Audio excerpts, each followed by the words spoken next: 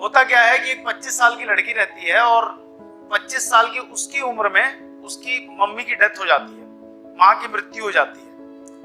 अब वो अपनी मदर को एक बात नहीं बता पाती कि वो किसी चीज पे काम कर रही है, एक फिक्शन पे काम करती रहती है। वो फिक्शन को अब वो शेयर किससे करे, क्योंकि वो तो एक बच्ची है, कौन उसको सीरियसली लेगा। मदर की मृत्यु के बाद फिर उसकी शादी होती है। शादी के बाद वेस्टर्न कंट्रीज में जैसा होता है, तलाक हो जाता है कुछ समय के बाद में। 13 महीने की एक बच्ची गोद में रहती है, खुद के पास घर नहीं रहता, कोई अर्निंग हैंड नहीं रहता। उस फिक्शन के ऊपर काम का जुनून उसका लेकिन बरकरार रहता है, वो लगातार उसके ऊपर काम करती रहती है। और ब्रिटेन के सारे पब्लिशर्स से वो जा करके मिलती है इन विकट परिस्थितियों में भी।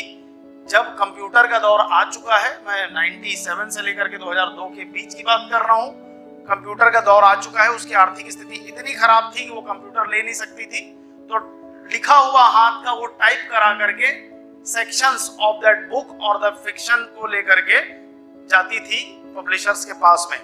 हर पब्लिशर उसको बाहर भगा देता या क्रिटिसाइज कर देता काम को, और कुछ ने तो उस काम को, उस वर्क को, उस फिक्शन को कूड़ेदान में उसके सामने डाल दिया कि क्या कचरा लिख करके लेके आए हो। ऐसा 12 लोगों ने किया, एक नहीं, दो नहीं, तीन नहीं, कितने लोगों ने किया?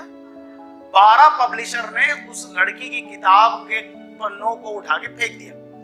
उन्हीं 12 पब्लिशर में से एक पब्लिशर की बेटी, जो कि शायद 16-17 साल की रही होगी, उसने वो छोटा सा सेक्शन उठा करके जो डस्टबिन में पड़ा हुआ था उसको उठा के पढ़ा, और पढ़ने के बाद वो ऐसे उसके पीछे दीवानी हुई कि उसने अपने पिता को फोर्स किया कि आप इनको रिविजिट कराओ और आप इनसे बात करो। Although he was not a very big publisher, वो बहुत बड़ा पब्लिशर नहीं थे, लेकिन उनसे बातचीत करो और ये किताब जो है अगर ये छप गई तो ये हल्ला मचा देगी। ठीक, बातचीत शुरू हुई। उसके बाद धीरे धीरे उस किताब के वर्जन्स के बारे में बताया गया कि इतने वर्जन में आएगी, ये इसकी भूमिका है, ये इसकी पृष्ठभूमि है। इस दौरान सारे प्रॉब्लम से वो जूझ रही है जो राइटर हैं। और उसके बाद फिर पब्लिशर तैयार हुआ कि हाँ मैं इसको पब्लिश करूंगा।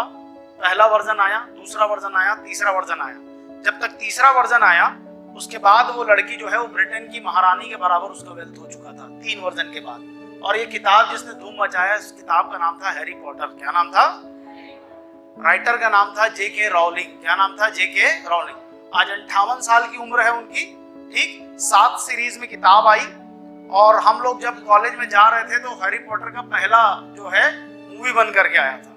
तो हम जब कॉलेज में गए तो हम लोगों को सबको लगता था हैरी पॉटर एक पिक्चर है। तो हमारे क्लास का टॉपर सैयद फैजान बताया वो कि एक किताब है जिसको किसने लिखा है?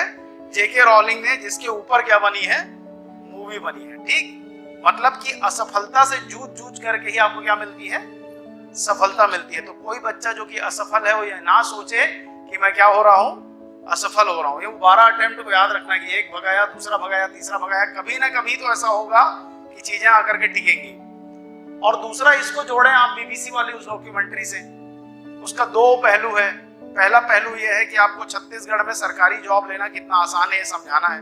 बहुत आसान है एज कम्पेयर टू यूपीएससी, क्योंकि इसमें पहला रेस्ट्रिक्शन हो जाता है डोमिसाइल का कि अदर स्टेट वाले एग्जाम दे नहीं सकते, और दे देते हैं तो हम लोग इनको बड़ा बोरा चौसेला में निपटा देते हैं। समझ में आ रहा है मैं क्या बोल रहा हूँ? मतलब छत्तीसगढ़ी का सिलेबस क्यों रखा गया है? वो तुमको लोड देने के लिए नहीं है, वो बिहार यूपी वालों को लोड देने के लिए है। वो कैसे पढ़ेगा? उसको क्या पता चौसेला? जीवन में नहीं खाया चौसेला क्या होता है, तो उसको नहीं मालूम चौसेला क्या होता है। तुम लोगों को नहीं मालूम तो विडंबना है, उसका कुछ नहीं कर सकते। पढ़ना ही एक तरीका, बहुत लोगों को नहीं मालूम रहता।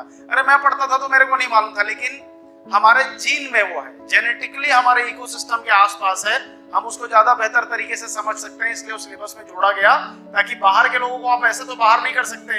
यूपीएससी की तरीके से छत्तीसगढ़ पीएससी भी एक संवैधानिक संस्था है। वो यूपी वाले को बोल नहीं सकता कि तू बॉर्डर पार करके मत आना, पेपर नहीं देने दूंगा।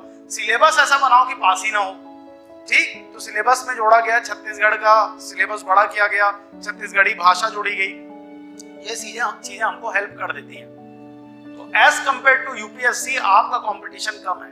अब दूसरा, state administrative services, state engineering services, Vyapam JE, SSC JE. कोई एग्जाम छोटा, कोई एग्जाम बड़ा नहीं होता। एग्जाम होता है।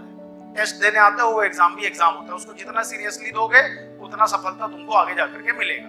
ठीक, तो वहां के बाद सेकंड स्टेज नीचे आते हैं। यहाँ 1.5 लाख लोग स्टेट एडमिनिस्ट्रेटिव सर्विसेज का फॉर्म भरते हैं। तीसरे स्टेज की तैयारी जो आप कर रहे हो, जो एडमिनिस्ट्रेटिव सर्विसेज निकालेगा क्लास 2 ऑफिसर बनेगा, एसडीएम बनेगा, राजस्व के सबसे बड़े पद पे बैठेगा।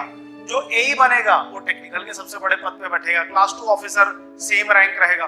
ठीक, अधिकार क्षेत्र बड़ा होता है एसडीएम का, लेकिन आपका भी अधिकार क्षेत्र अपने क्षेत्र में अगर आप काम कर रहे हो, फील्ड पे हो, तो कुछ कम नहीं है। ठीक, तीसरा और नीचे आते हैं जेई, और कंपटीशन कम कर दो। ठीक, तो अपने फॉर्म भरने वालों को देखिए कि वहां जो है करोड़ों में फॉर्म भर रहे हैं लोग यूपीएससी में। एडमिनिस्ट्रेटिव सर्विसेज का फॉर्म भर रहे हैं 1.5 लाख से 2 लाख लोग। इंजीनियरिंग सर्विसेज से संबंधित कोई भी परीक्षा का फॉर्म भर रहे हैं 12,000 से 15,000 लोग। आप बताओ कि आपका कंपटीशन यूपीएससी की तुलना में क्या है? कम है। सीजीपीएससी की तुलना में भी क्या है? कम है। तो टोटल 12,000 15,000 में आपको अपने आप को ऐसा बिल्ड करना है कि आप जेके रॉलिंग के जैसे या सरदार जी के जैसे, दोनों में से किसी एक को आदर्श मान लो। वो भी बेचारा 6 बार फेल होने के बाद 7वें बार फिर जाता है कि हरियाणा पीएससी का या पंजाब पीएससी का निकला हुआ डोमिसाइल होगा उनके पास, तो उसके लिए तैयारी छूट गई है, क्योंकि वो घर में जाकर के आर्थिक समस्याओं के कारण कहीं पढ़ा रहा है, जाकर के किसी कॉलेज में उनको पार्ट टाइम लेक्चरर की नौकरी मिली हुई है। तो वापस आकर के दिल्ली आकर के तैयारी क्यों किया? वो तो अंडमान से भी तैयारी कर सकता था ना। ठीक, और दिल्ली में कोई छत्तीसगढ़ पीएससी या हरियाणा पीएससी की तैयारी नहीं होती। एक इकोसिस्टम होता है जो कि आपके ब्रेन को ट्रेन करता है, रोज आपको विवश करता है कि आप अपनी तैयारी के बारे में सोचें, एग्जाम दें, और यही काम हम लोग यहाँ पे करते हैं। ठीक, तो आपको चीजें ना बहुत ही आसान तरीके से निकलेंगी यदि आप अपने प्रति ईमानदार हैं। कहीं पे कोई डाउट है, कोई समस्या है, वी आर हियर, हम टीचर्स हैं, हमसे आकर के आप उस बात को डिस्कस करो।